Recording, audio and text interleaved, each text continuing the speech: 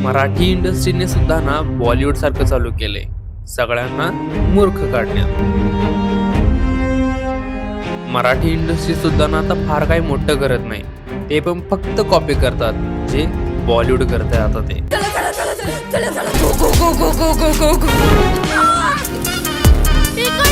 तुंबाडची मंजुळा, होय, copied movie तुंबाडची मंजुळा. सगळ्यांनी ना या मूवीला चांगलं म्हणण्या अगोदर हा व्हिडिओ बघा. मराठी इंडस्ट्रीचा एक काळ होता, तो एक दर्जेदार कन्सेप्ट आणत होता आणि मूवी बनवत होता.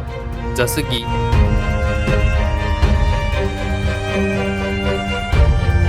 आपल्या खऱ्या खुऱ्या विचारावर आधारित खराखुरा सिनेमा ऑडियन्स पर्यंत पोहोचवणं हे मराठी इंडस्ट्रीचं काम होतं आजपर्यंत. पण साला आता झालंय तरी काय?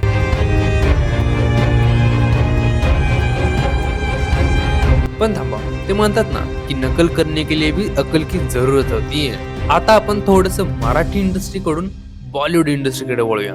महाराष्ट्राची सगळ्यात लाडकी लव्ह स्टोरी सैराट, होय सैराट. सैराटची मूवी कॉपी केली बॉलिवूडनं धडक या नावानं. पण पुढं काय झालंय आपल्याला पण माहित आहे. नंतर येतो तो मुळशी पॅटर्न. मुळशी पॅटर्न तर हा खुद्द सलमान खानने कॉपी केलता अंतिम या नावाने. पण त्याचंही काय झालंय आपल्यालाही माहित आहे. अशा काही अनेक कन्सेप्टचा दर्जा बॉलिवूडने कॉपी करण्याचा प्रयत्न केला, पण तो कुठेतरी फिका पडला, कुठेतरी बॉलिवूडने मात खाल्ली.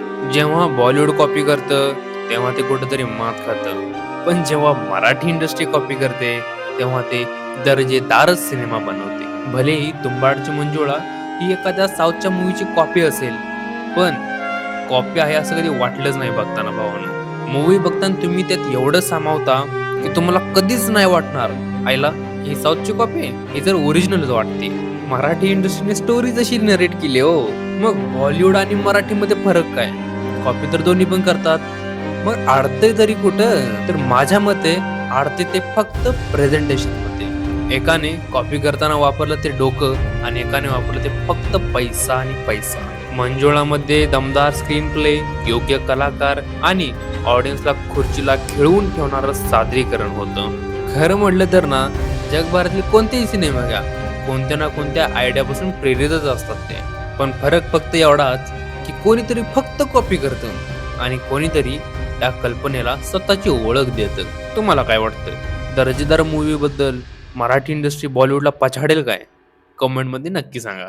Okay, thank you.